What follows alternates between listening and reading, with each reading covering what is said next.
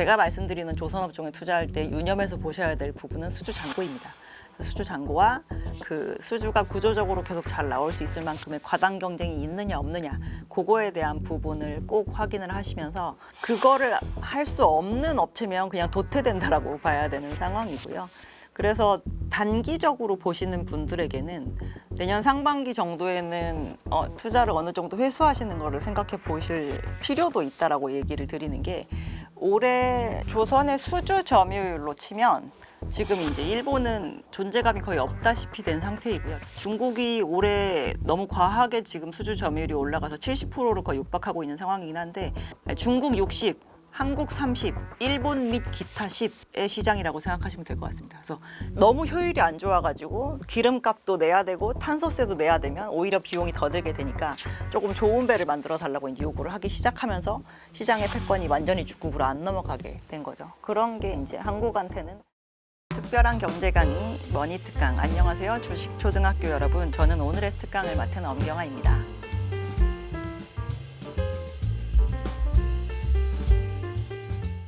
일단 외부 변수의 불확실성에 조금 강한 편입니다. 왜냐하면 저희는 장기 수주 산업이기 때문에 국간이 차 있는 상태에서 미래 수익에 대한 불안정성이 굉장히 적은 섹터이고요. 특히나 팬데믹 이후에 조선소의 고객사들에 해당하는 해운사와 오일 메이저가 지금 제일 재무적인 안정성을 높게 가져가는 편이거든요. 그래서 계약 상대방이 계약을 취소할 염려가 없는 가운데 저희가 수주도 또한 달러로 수주를 한 상황에서 이렇게 이제 한국의 자본시장에 대한 불안감이 커질수록 원달러 환율이 오르는데 그러게 됐을 때는 저희가 수익성에 대한 부분이 오히려 더 상승할 수 있는 그런 부분이 있어서 상대적으로 불안감이 클 때 어닝은 안정적인 그런 섹터라고 볼 수 있습니다. 조선의 수주 점유율로 치면 지금 이제 일본은 존재감이 거의 없다시피 된 상태이고요. 작년까지만 해도 일본이 한 10% 정도 수주했거든요. 근데 이제 올해는 한 3, 4% 정도 수주하고 있고 중국이 올해 너무 과하게 지금 수주 점유율이 올라가서 70%를 거의 육박하고 있는 상황이긴 한데 중국 60, 한국 30, 일본 및 기타 10의 시장이라고 생각하시면 될 것 같습니다. 그래서 우리나라가 전 세계에서 배를 제일 많이 만들어는 아닌지는 이미 15년 정도 된 상황이고요. 근데 이제 그 중에서 제일 비싸고 기술 많이 필요한 배를 만든다라고 했을 때는 무조건적으로 한국으로 찾아오는 부분이 있고 그리고 전 세계 배들이 다 고부가 가치선으로 이루어져 있지는 않아요. 저부가 가치선의 비중이 훨씬 높습니다. 왜냐하면 저희가 고부가 가치는 완성품을 실른다거나 아니면은 그 본래의 물성을 깨뜨려서 원래는 기체인데 걔를 액체 상태로 만들어야 되는 가스 운반선 이런 것들은 굉장히 고부가지만 단순히 철광석을 쓸어 담아서 옮긴다거나 뭐 원유를 그냥 탱크에 담아서 옮긴다거나 이런 것들은 굉장히 그렇게 부가가치가 높지 않거든요. 그 대신 수가 많죠. 왜냐하면 전 세계에서 제일 많은 해상물 동량을 기록하는 것이 오일이기 때문에.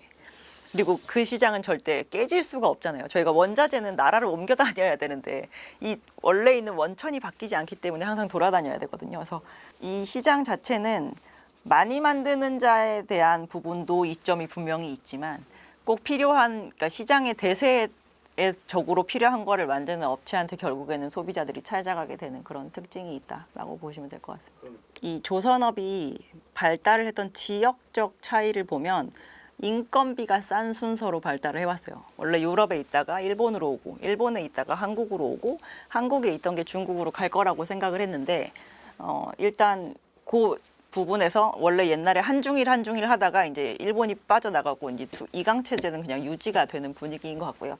옛날에 그렇게 인건비 싼 순서로 만들어 발전한 이유는 예전에는 싼 배가 최고였었기 때문입니다. 왜냐하면 저희가 해운사들은 제가 부산항에서 컨테이너 박스 하나 실어가지고 상해 가는 그 운송 행위를 하면 그 운송 행위를 하는 똑같은 해운사들이 만약 여러 국가의 해운사가 있다. 받는 돈이 다 똑같아요.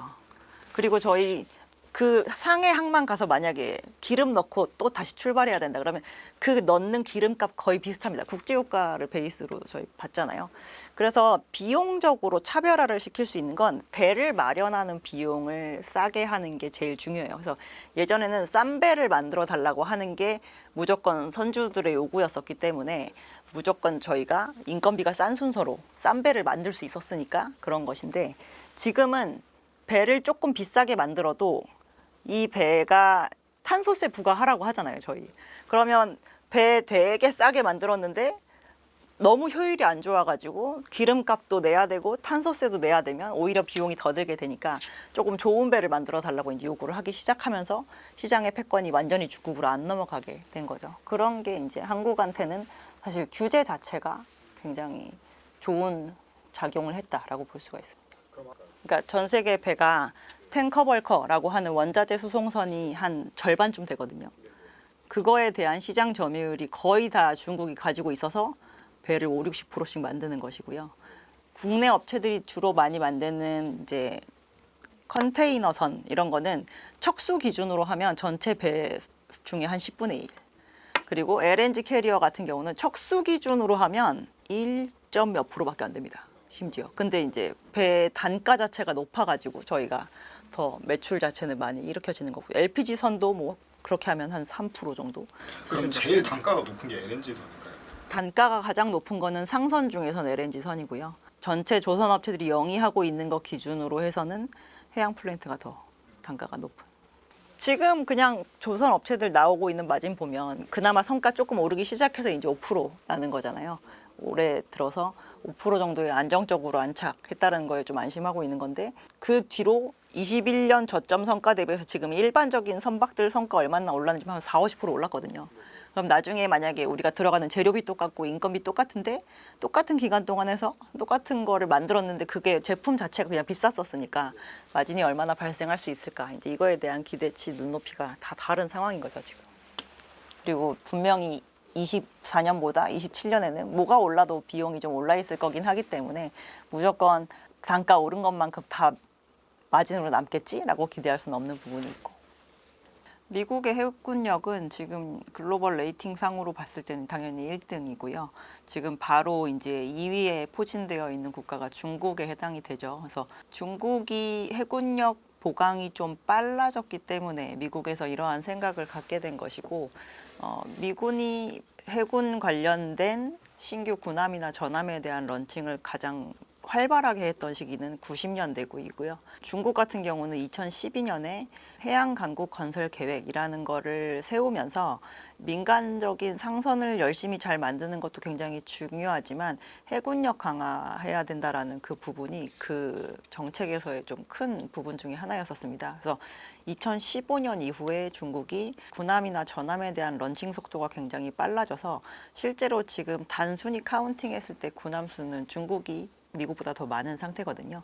그래서 이러한 그 속도전으로 봤을 때 뭐 지금 전문가들이 얘기하기에는 27년 전으로는 오히려 역전될 수도 있다라고 얘기를 하고 있는 상황인지라, 그것 때문에 미국이 내부에서 지금 따라가지 못하는 속도를 외부의 힘을 좀 빌려서라도 보충을 해야 되겠다라고 생각을 한 것 같고, 그것 때문에 이제 콕 집어서 트럼프 당선인이 한국의 조선업이라고 언급을 했던 부분이 컸던 것 같습니다. 90년대 이후로 새로 이렇게 저희가 그 진수한다는 걸 런칭이라고 하거든요. 그래서 그 대수가 이제 천천히 늘어나고 있는 상황이고요. 지금 제가 아까 단순 카운팅 상으로 이미 중국이 군함 수가 앞질렀다라고 말씀을 드렸는데, 그럼에도 불구하고 미군이 지금 해군력 1등을 유지를 하고 있는 이유는 항공모함 수가 절대적으로 좀 많기 때문입니다. 그거를 제외하고는 지금 잠수함 수나 이런 건 이미 뒤처져 있는 상황이거든요. 그래서 이렇게 되다 보면 이제 오히려 양적으로 밀어붙이는 그 속도로 인해서 뒤처질 여지도 있는 상황인지라, 이제 그 부분에 대한 거는 지금이라도 빨리 이제 미국 내에서만 만들어 뭐 미국 내에서만 수리해 이런 부분을 예외 규정을 두지 않으면 따라가기 굉장히 어렵게 될 수가 있죠. 미국이 그렇게 놓게 되는 데는 이제 방산 쪽과 민간 조선을 분리한 것도 이유가 될 것 같고요. 그리고 이제 미국은 그 전 세계 해상 운송 시장 내에서 화주로서의 역할만 가지고 있는 국가입니다. 한마디로 얘기해서 직접적으로 수송을 하는 해운사가 없기 때문에 시장에다가 최신 해운 업체들이 써야 되는 배를 만들어 달라는 요구사항조차를 아예 안 하던 나라였었거든요.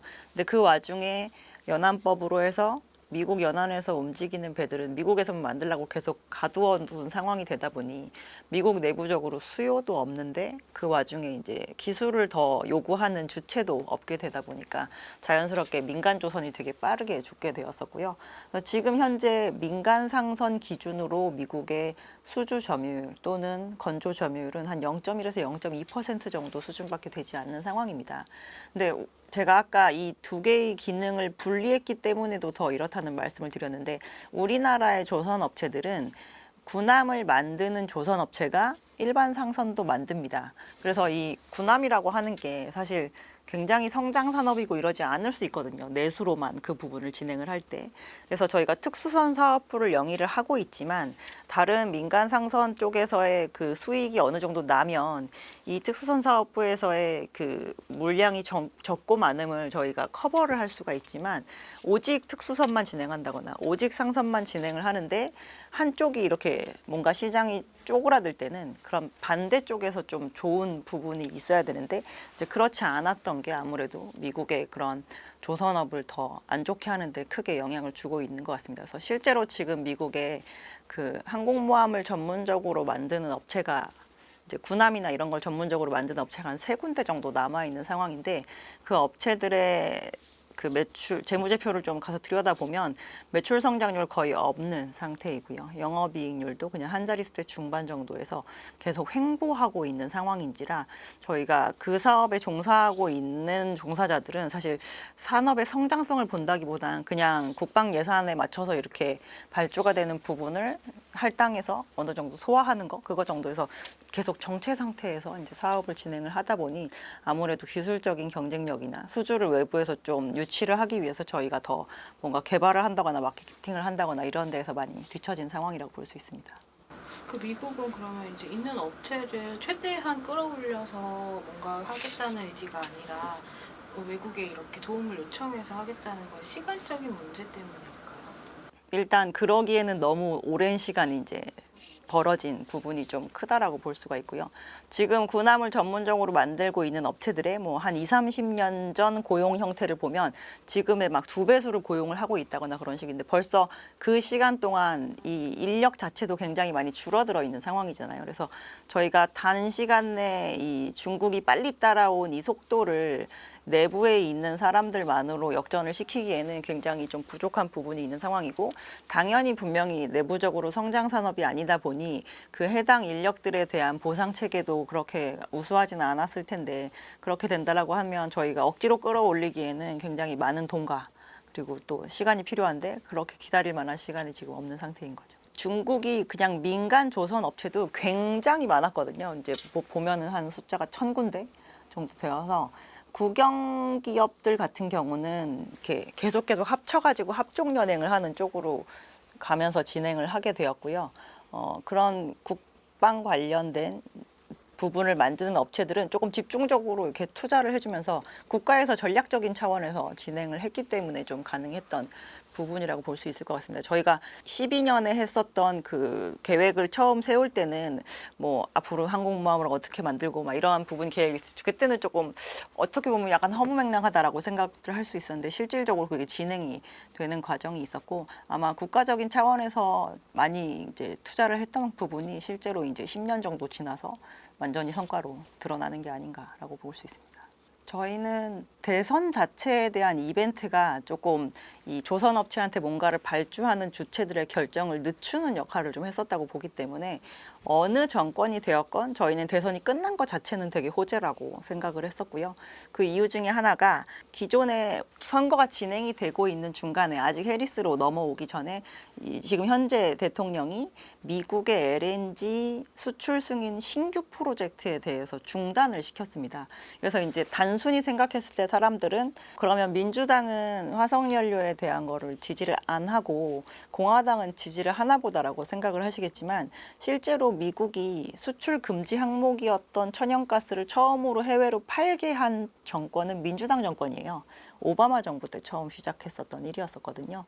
그래서 그렇다기보다, 그러니까 이게 정권의 방향에 따라서 달라졌다기보단 미국이 LNG를 그래서 실제로 13년에 처음 해외랑 계약을 하고 정말 배에 처음 실었던 해가 2017년인데 만 8년 만에 벌써 LNG 관련 수출 1등국으로 올라섰어요. 굉장히 빠른 시간에 올라온 거죠. 그래서 수출 승인 프로젝트의 진행 속도가 굉장히 빨랐기 때문에 이 부분을 조금 당장 멈춰놓겠다라고 하는 의지가 컸었던 것 같고 그 당시 기준으로 민주당은 이제 친환경론자들에 대한 표도 어느 정도 필요했던 것이라고 저희는 파악을 하고 있고요.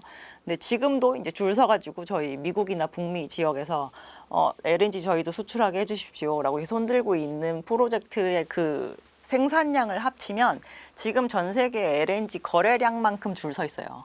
그래서 앞으로도 이제 수출하게 해달라라고 요구하는 그 프로젝트 굉장히 많은 건데 그러면 대선 끝나고 생각해보자라고 하는 게 전반적인 방향성이었거든요. 그래서 대선이 끝났기 때문에 뭐라도 진행되겠지라고 생각하는 게 시장에서 훨씬 많이 작용하지 않았나라고 저희는 그렇게 보고 있습니다. 에너지 수출 프로젝트에 대한 고민의 기간은 이제 끝난 것 같다. 어느 쪽으로든 방향성에 대한 불확실성이 이제 해소가 된 것 같다라고 보는 게 시장의 좀 긍정적인 시각인 것 같습니다. 주가 움직임 상으로는 그런 것 같고요. 저희가 봤을 때 해운에 미치는 영향은 오히려 1기 때만큼 충격적이지는 않을 것 같아요. 왜냐하면 저희가 2018년 상반기에 이제 저희 대중관세 세게 부과하도록 하겠습니다라고 이제 예고를 하고 실제로 18년부터 관세를 많이 부과하기 시작하면서 전반적으로 해상 물동량이 굉장히 많이 둔화가 되었거든요. 그래서 해운 업체들이 주가도 굉장히 많이 조정을 받았고, 근데 17년, 18년이 약간 산업재 기준으로는 조금 물동량이나 이런 것들이 살아나는 기간이었어서 조선 업체들은 그때 기간에 수주한 거를 가지고 이제 19년, 20년 건조량이 이렇게 좀 늘어나는 추세를 보이긴 했었습니다. 근데 주가가 막 그렇다고 해서 이쪽은 계속 빠지고 이쪽은 계속 올랐던 건 아니고 저희가 19년은 대체적으로 산업재 주가가 대체로 좋지는 않았죠. 근데 이제 아주 큰 그 침체에서는 조금 빠져나오고 있는 상황이었었는데 이제 지금도 해운 업체들이 이제 드는 생각은 어쨌든 강도 자체가 조금 둔화된다곤 하지만 해상물 동량이 느는 방향으로 가지는 않을 거니까 그럼 우리 코로나 팬데믹 기간 동안 굉장히 많은 배도 발주를 해놨는데 배에 대비해서 화물이 덜 차면 아무래도 시장은 약세로 가겠지라고 생각을 하는 것 같아요. 그래서 지금 글로벌 해운사들 사실 올해 굉장히 실적 좋은 편이었었거든요. 심지어 연초에 예상했던 것보다 상대적으로 많이 좋은 편에 해당이 되는데 아무도 주가가 튀지 못하고 있는 걸 보면 시장이 이제 그 부분에 대한 결국에는 무역 분쟁이니까 물동량은 줄어들겠구나라는 쪽으로 생각을 하는 것 같고 조선업체들 같은 경우는 이제 과거에는 그렇게 해서 해운업체들이 뭔가 어닝이 안 좋아지면 급격하게 투자 계획을 회수한다거나 아니면은 투자를 잠깐 멈추겠다라는 식의 그러한 움직임을 보였지만 지금은 저희가 물동량을 나를 배가 없어서 투자를 하는 것이 아니라 향후에 그 환경 규제를 대응을 못할까 봐 투자를 하는 거잖아요. 그리고 이미 팬데믹 기간 동안 벌어놓은 재무적인 안정성도 굉장히 높은 상황이기 때문에 지금까지 투자했던 걸 걷어들일 필요도 없는 상황이라서 그래서 아마 역대급으로 해운과 조선의 디커플링 상황이 이 이후에는 더 과해지지 않을까라고 저희는 보고 있습니다.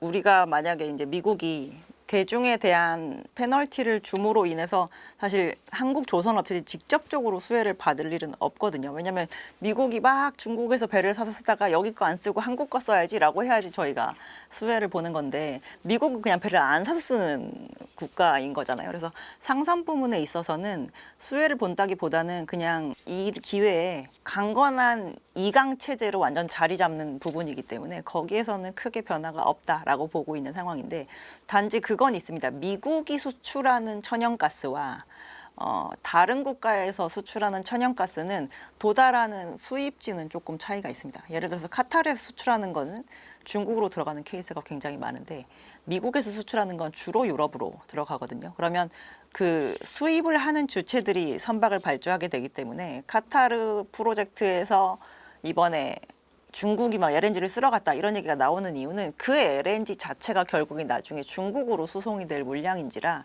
중국 자본을 가지고 중국 해운사가 중국 조선업체한테 발주를 하는 케이스고요.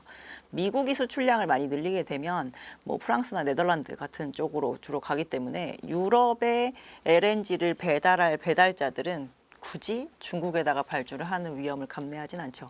그래서 그런 부분에서는 이제 한국이 좀 수혜를 볼 수 있을 것이고, 방산 같은 경우는 저희가 봤을 때 미국은 일단 화두를 던져두긴 했지만 실질적으로 얼마만큼의 물량이 나올지에 대한 부분은 불투명하기 때문에 그거 하나만 바라보는 건 저는 좀 위험하다고 보고 있습니다. 그러니까 조선업체들이 하고 있는 사업의 그 규모가 너무 작으면 되게 천수답의 성격을 갖거든요. 저희가 그 사업을 영위를 하기 위해서 인력도 투자해 놓고 인프라도 투자해 놨는데 만약에 그 물량이 안 나와가지고 그 설비와 그 인력이 가동을 못하게 되면 그냥 고정비로 끝나는 것인 거잖아요.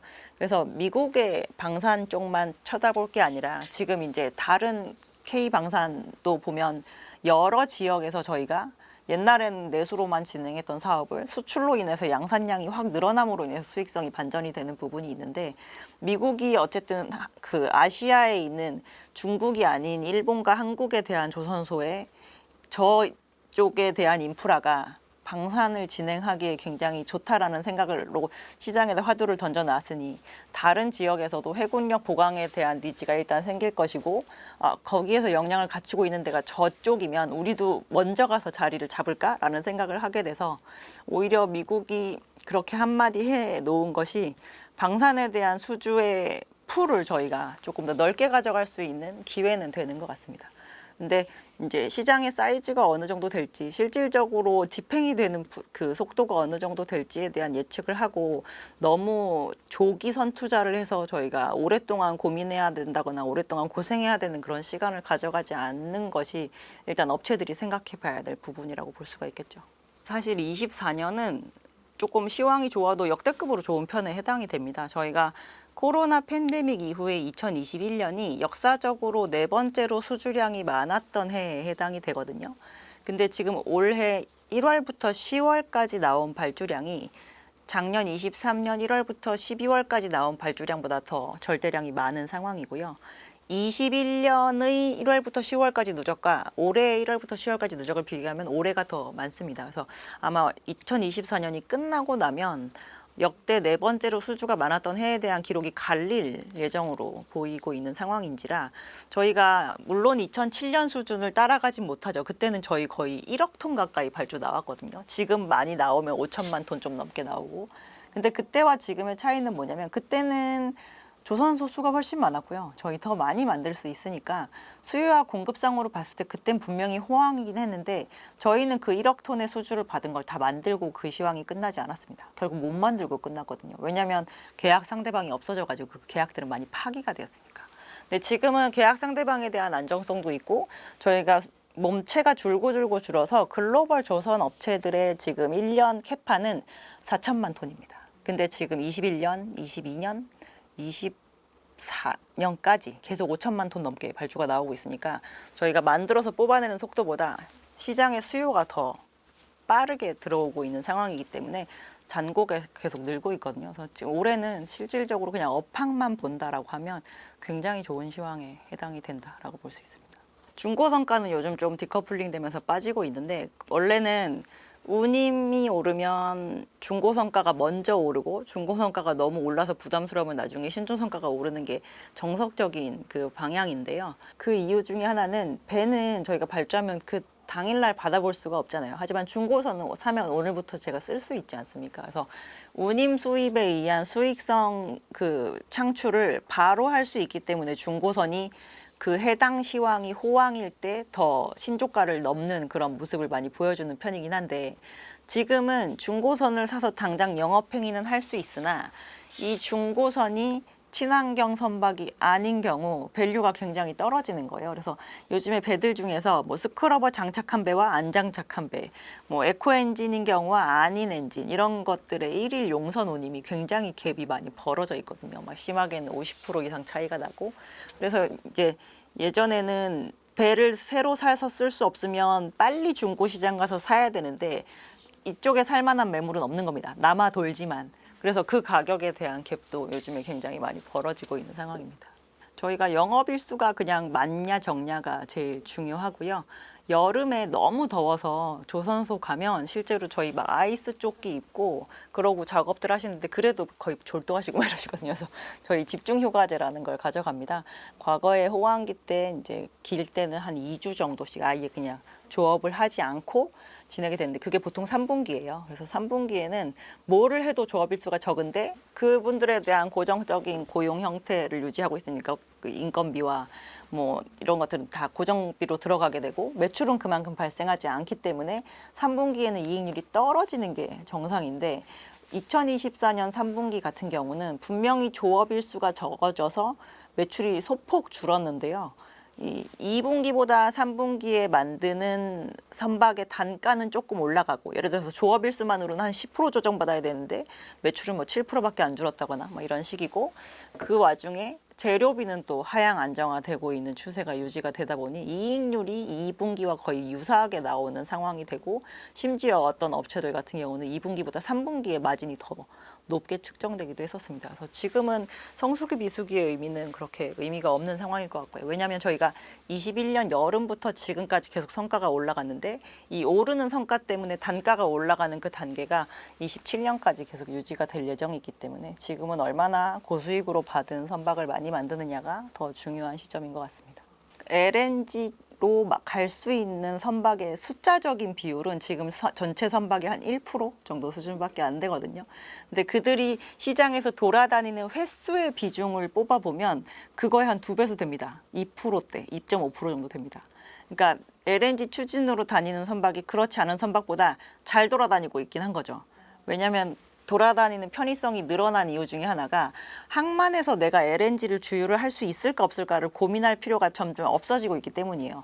저희가 2023년 초까지만 해도 LNG 벙커링이 가능한 선박이 한 150군데 정도 기항할 수 있었고 지금은 한 190군데 그래서 거의 200군데 가까이 기항을 할 수 있고 지금 현재 그 벙커링 서비스를 준비하고 있는 항만 자체가 한 80군데가 대기 중에 있습니다. 그래서 점점점 내가 LNG로 추진하는 선박을 샀을 때는 여기저기 다니기가 좀 용이해지는 추세인지라 이제 향후에 대체 연료의 대세가 누구냐라고 하면 LNG가 대세로 자리 잡고 있는 게 이제 그러한 인프라 구축되는 속도에서 좀 보이는 거죠. 반면에 저희가 또 다른 차세대 에너지가 될 수 있을 거라고 기대했던 메탄올 같은 경우는 지금 현재 기항지 기준으로 저희가 벙커링이 가능한 서비스가 거의 10분의 1 수준인 한 15군데 정도밖에 되지 않습니다.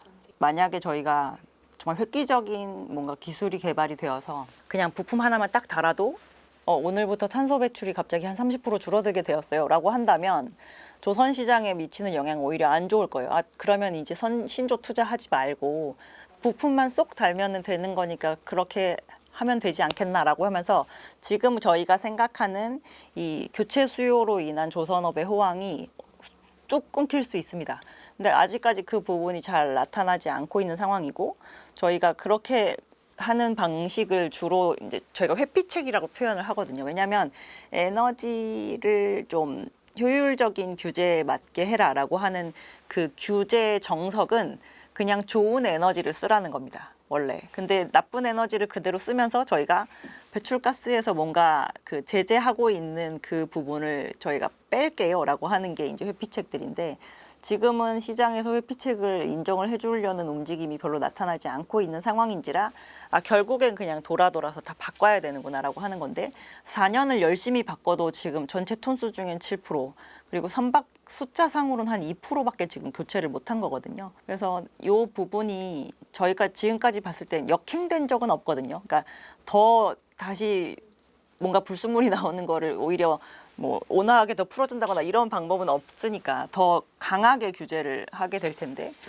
종국에는 그냥 교체 수요를 항상 수반하는 시장의 수요를 형성해주는 영향을 조선업종이 주지 않을까라고 볼 수가 있고 여기에서 그렇게 된다면 시장 참여들이 흥분만 하지 않는다라고 한다면 과거에는 큰 호황이었다가 금방 불황으로 갔지만 호황기에 대한 유지, 지속 가능성이 굉장히 높아질 여지가 있다라고 볼 수 있죠. 그러니까 저희가 친환경 기술에 제일 보편적인 방법이 이중 연료 추진 엔진인데 그 이중 연료 중에서 제가 이제 LNG가 대세로 자리를 잡았다고 말씀을 드렸잖아요. 이 LNG 추진 선박이 탄생하게 된 배경이 LNG 운반선 때문입니다. LNG를 운반을 하다 보니 이게 액체화 시켜가지고 운반하고 있었는데 조금씩 체화돼서 날아가거든요.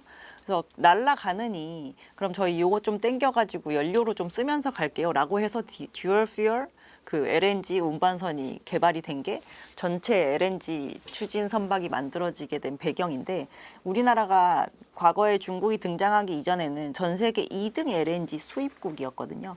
그래서 자체적으로 필요한 LNG 캐리어도 굉장히 많다 보니까 LNG 캐리어 자체를 만들어 본 일단 그 레코드 자체가 아무나 뛰어넘을 수 있을 만큼의 양이 아니고 과거에는 LNG를 사실 제일 많이 수입해 쓰는 국가가 일본이었는데 일본은 그래서 LNG를 1년에 한 15척 정도를 그래도 글로벌리 보급을 해줄 수 있는 그 조선 역량이 있었는데 지금은 아예 조선에서 발을 떼고 있는 상황입니다. 그러다 보니 지금 현재 돌아다니고 있는 LNG 캐리어 중 제일 많이 만들어 본 그 기록 그거를 지금 중국이 뛰어넘기에는 조금 어려움이 있는 거고요. 그런 거에 들어가는 기자재 밸류도 내부적으로 저희가 다 가지고 있고 중국이 최근에 약간의 민간 조선 업체에서 증설을 진행을 하는데 조선 업체들은 증설을 하면서 거기에 들어가는 기자재 밸류 체인을 다 확보하지 않은 상태에서 증설을 진행을 하고 있다 보니 요즘에 이제 지역별 그 수출량을 보면 중국의 매출 비중이 갑자기 늘어나는 기자재 업체들이 종종 보이고 있는 상황입니다.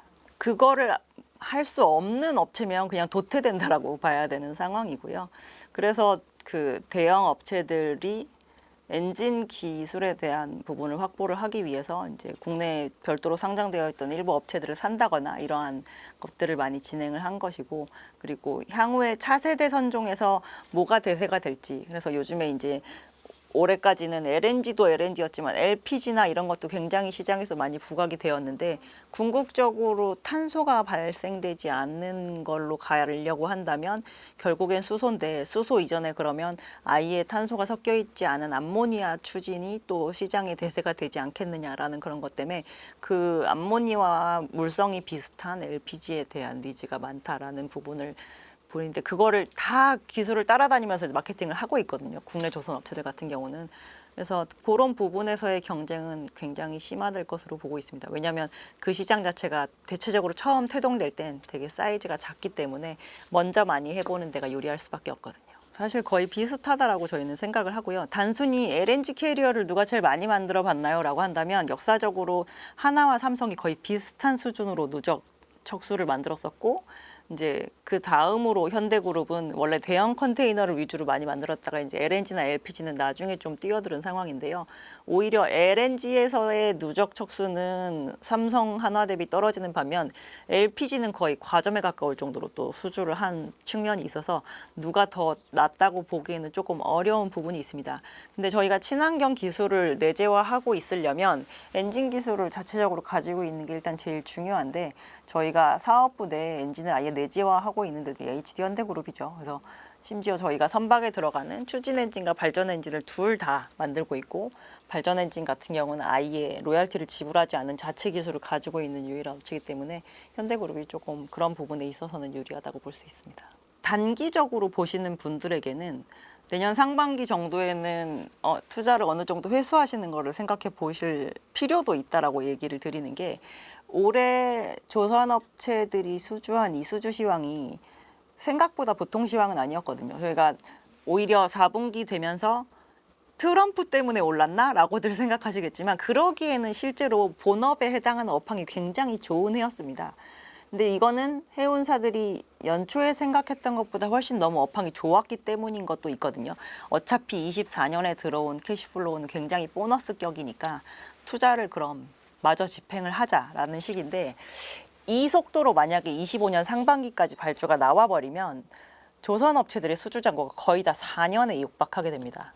그럼 4년 정도에 육박한 상황인데 만약에 해운업황이 지금보다 조금 안 좋아져서 내년에 해운업체들의 영업 상황이 조금 악화가 되는 상황으로 가면 그때는 기재에 대한 투자를 더 전략적으로 신경 쓰기보다는 본업을 잘 수습하는 거에 조금 포커스를 맞출 수 있고 그 와중에 조선업체한테 가서 그래도 기재 좀 발주해 볼까라고 갔더니 4년 뒤에 오십시오 이렇게 되면 힘이 빠지거든요. 그러면 좀 더 고민해 보지라고 하면서 이제 물러설 수 있기 때문에 내년에 대한 수주 시장의 흐름을 저희가 보면 저는 좀 상고화적일 가능성이 있다라고 봅니다. 그래서 그 수주 공백기가 있는 시점에 대한 기간을 가져가고 싶지 않다 이러신 분들은 저희 내년 상반기에 좋은 기회 있을 때 잘 나가시는 거에 대한 부분을 생각해 보시라고 말씀을 드리고 있고요. 그냥 ROE가 높아질 수 있을 때까지 높아지는 걸 다 봐야 되겠다 싶으신 분들은 뭐 27년까지 보시는 게 맞지만 내년에 그 상반기에 좋은 실적과 좋은 수주를 반영을 해서 시장이 배수를 어느 정도까지, 그러니까 밸류에이션을 어느 정도까지 높여주는지는 조금 점검하시면서 가시는 게 나을 것 같습니다. 그러면 보유하고 있지 않았지만 24년을 보면서 아 나도 조금 투자를 해보고 싶다 뭐 이런 분야에 관심이 생긴 투자자라면 지금 가격은 어떻다고 보세요? 그러면 지금 탄핵 정국에서 좀 가져가시는 게 낫겠죠. 그러니까 지금 저희가 2분기에 급격하게 실적 발표 나고 올랐던 그 주가 수준을 3분기 실적 발표 나고 거의 다 회복을 했었거든요. 근데 이거는 24년 실적 기준으로 저희가 봤을 때 막 PBR이 막 3배에 다다르고 막 이러한 부분을 보이시지만 내년 실적 끌어오면 이미 다 2배로 내려와 있는 상태입니다. 근데 저희 내년부터 되게 영업이익률도 많이 높아지고 ROE도 높아질 예정인지라 그렇게 되면 지금 현재 가격에서도 50% 상승률이 볼 수 있겠네라고 생각할 수 있는 부분이거든요. 저희는 장기적으로는 수주 잔고가 정말 중요한 바로미터 중에 하나이고요. 과거에는 그 수주 잔고가 정말 꼭지를 이루고 바로 추락을 할 수 있을 정도로 업황이 되게 급변했지만 지금은 지속이 되는 업황이라고 일단 생각을 하셔야 되는 부분인지라 추세적으로 발주가 더 안 나와도 되는 이벤트가 생겼을까에 대한 생각을 좀 해보실 필요가 있을 것 같고 지금 현재 이 좋은 호실적을 다 반영을 해서 저희가 보고 있는 타겟 밸류는 한 3배 정도 수준인데 3배를 충분히 시장에서 다 주고 있나 그러고 나면은 그 다음에 구조적인 상승을 뭘로 가져갈 수 있어야 될지는 또 그때 봐서 고민해 봐야 되는 부분이니까 충분히 시장에서 밸류를 주고 있다라고 한다면 어느 정도 또 투자를 다 회수를 하시는 것도 저희는 좋은 방법이라고 보고 있습니다. 일단 기술력에 대한 투자를 멈추면 안 되고요. 저희가 이제 과거에도 그 기술 쪽에 종사하시는 분들이랑 얘기를 해보면 30년 전에도 우리가 10년 뒤면 중국한테 쫓겨날 것 같다라는 얘기했고 20년 전에도 본인이 그 얘기를 듣고 10년 전에도 그 얘기를 듣고 오늘도 듣고 있다고 하시더라고요. 근데 결국에는 항상 갭이 벌어져 있는데 그럴 수 있었던 이유 중에 하나는 국내 조선 업체들은 한 번도 메뉴판에 옛날 메뉴를 그대로 들고 나간 적이 없다라고 자신 있게 얘기를 하시더라고요. 그래서 그러한 실수를 저질렀던 국가가 일본이거든요. 일본은 우리가 스탠다드화 시킨 모델을 제시를 할 테니 이거를 그냥 사십시오라고 했는데 그럴 마음이 전혀 없다라고 했었듯이 이제 기술 투자에 대한 부분을 당연히 멈추지 말아야 될 것이고 뭐 이미 과거에 많이 겪어서 전혀 그러한 모습을 보이지는 않고 있긴 하지만 이제 뭐 시장의 수요를 전혀 고려하지 않은 뭐 무리한 확대 전략 뭐 이런 것들을 취하는 모습이 좀 보인다라고 한다면 그때는 경계심을 가지실 필요가 있을 것 같습니다. 일단 조선은 기본적으로 장기 수주 산업입니다. 장기라는 그 글자가 붙은 주식은 투자하실 때 굉장히 마음고생을 많이 하셔야 돼요. 제 몸엔 살이가 아주 많거든요. 그래서 이제 저희가 이제 하루하루 나오는 그 여러 가지 소음에 가까운 그 뉴스들을 모두 소화하려고 하지 마시고 어떠한 섹터에 투자를 하시던 그 섹터에서 가장 중요하게 생각하는 게 뭔가요라는 거를 그 해당 전문가에게 물어보시는 거를 저희는 꼭 말씀을 드리고 제가 말씀드리는 조선업종에 투자할 때 유념해서 보셔야 될 부분은 수주 잔고입니다. 수주 잔고와 그 수주가 구조적으로 계속 잘 나올 수 있을 만큼의 과당 경쟁이 있느냐 없느냐 그거에 대한 부분을 꼭 확인을 하시면서 결국에는 업체들이 좋은 성과가 나오는 거를 꼭 보시면서 투자 성과를 이루시길 바라고요. 그리고 아무리 그래도 저희 사이클 산업이니까요. 자식한테 물려주거나 이러면 하지 마시고 꼭 본인에 대해서 잘 실현하시길 바랍니다.